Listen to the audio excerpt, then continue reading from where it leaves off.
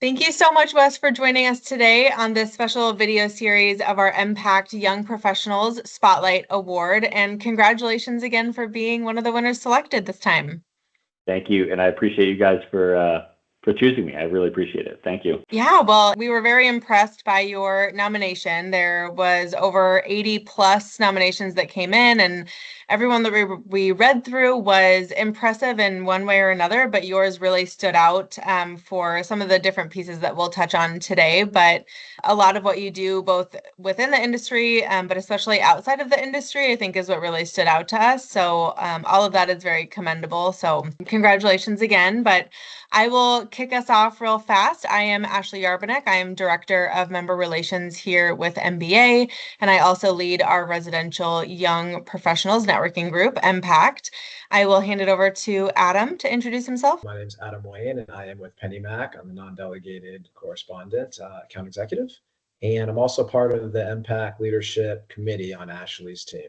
So my name is Wes Horbatuck. I am the SVP of Marketing for Dark Matter Technologies. Had a unique situation and role to get to this position, but something I feel like a lot of folks in mortgages are pretty familiar with. So originally, I started at a lender, working on the secondary department, lock desk, secondary. So I got my feet wet working with specific lenders. After that, I actually ended up working for the hedging provider that we worked with at that lender. So I ended up working for Compass Analytics. So I got a little bit of the hedging side of things under my belt and a little bit more of the quant analytics side of it.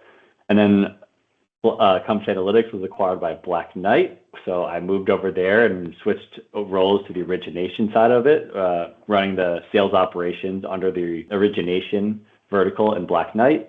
And then Black Knight got spun off and aligned and acquired and the whole process. And we became Dark Matter, in which the team felt I had a fairly good background understanding lenders and secondary and origination technology, and I feel like I can speak to certain folk. So I ended up accepting the marketing job. We're now selling origination technology under the name Dark Matter Technologies.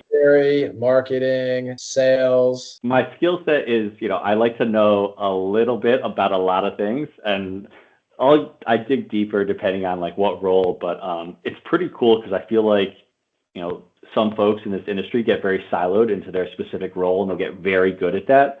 And I've been able and been fortunate enough to be able to work with those people and surround myself with them so that I get to understand a lot of the aspects of the industry.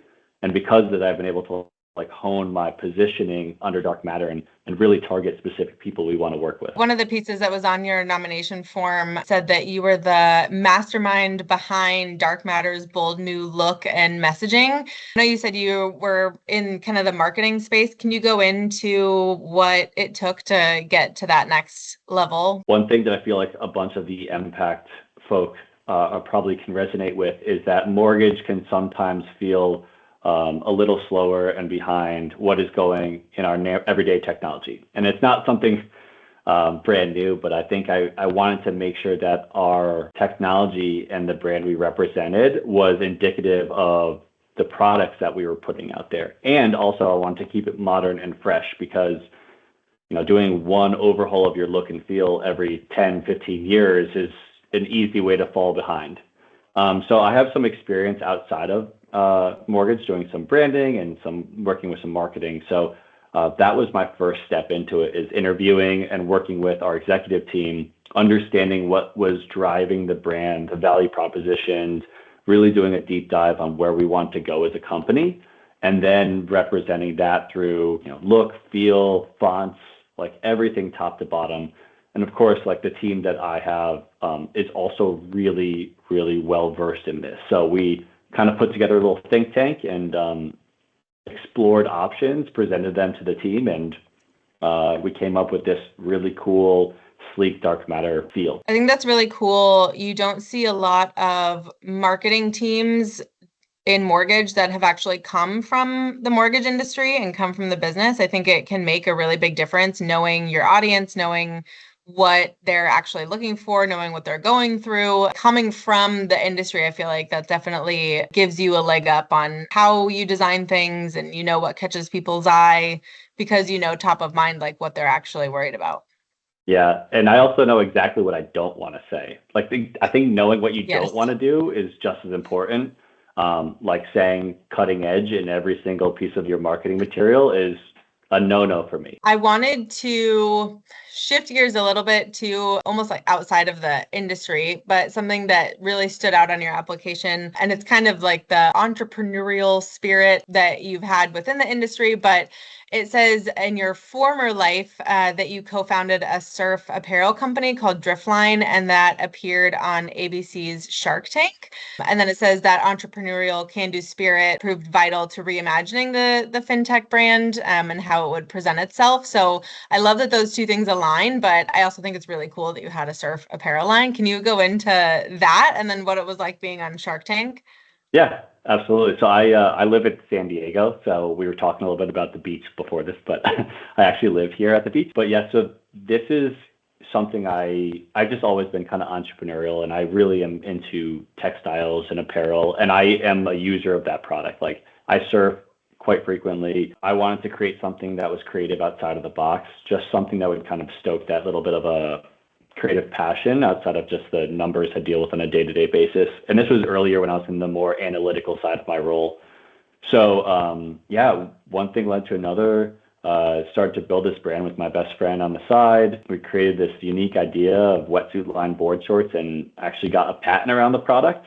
So I actually hold an apparel patent. You know, we applied and got into Shark Tank. And this is all in parallel of working at, you know, the mortgage companies in the business.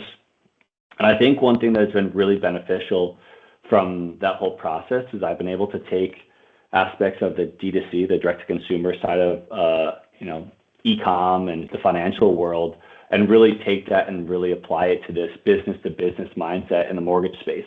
There's a lot of ways that people utilize the marketing funnel. You know, if you go to try and buy something online and you add it to your cart, but you forget about it, like you get notifications via email. So we do this something very similar at Dark Matter where we keep you engaged throughout the process.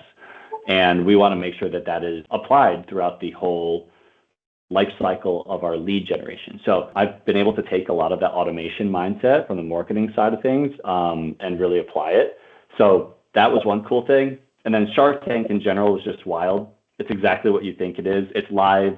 It's like 2 hours of filming for like 8 minutes of airtime. I was under the hottest lights imaginable, and they're just firing questions at you. Again, it allowed me to be prepared, and I've been able to take that and use that for my speaking opportunities in my professional career and really drive that home. So what was the end result on Shark Tank? I was about to ask that. I always hate like ruining it for people if you haven't seen the episode. But we actually turned down 2 deals. They wanted too much of the company at the time, and we thought we were worth more than that. So we turned them down. But the cool statistic is that we sold like 90%. We sold out of 90% of our product, which was a year's worth of inventory in 24 hours. Wow.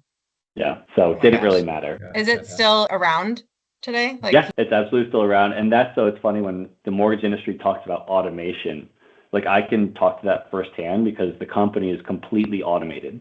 There's a whole process utilizing the right expertise, the right technology to automate like the apparel world.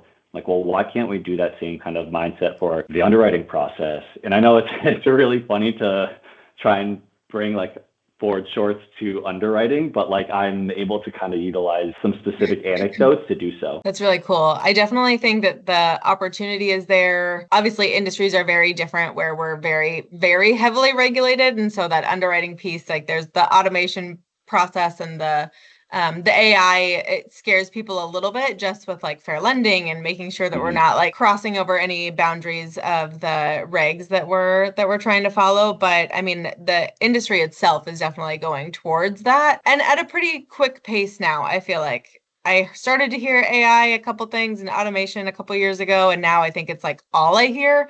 So it's definitely a lot of room for opportunity, but it's cool that you have the experience on both sides to just bring Yeah. that information and knowledge to the industry. I think that's really cool. Shifting gears a little bit, I wanted to also just quickly touch on and have you expand a little bit on this, but in your nomination form, it says that you're active in the broader mortgage industry as a member of the board of the Young Mortgage Bankers Association and the New York University's, is it SHAC School of Real Estate Advisory Yep. Board? And then helping support professional development and career growth of young executives in the real estate finance industry in both roles. Can you expand what your involvement is on both the Young Mortgage Bankers and then the New York Advisory Board?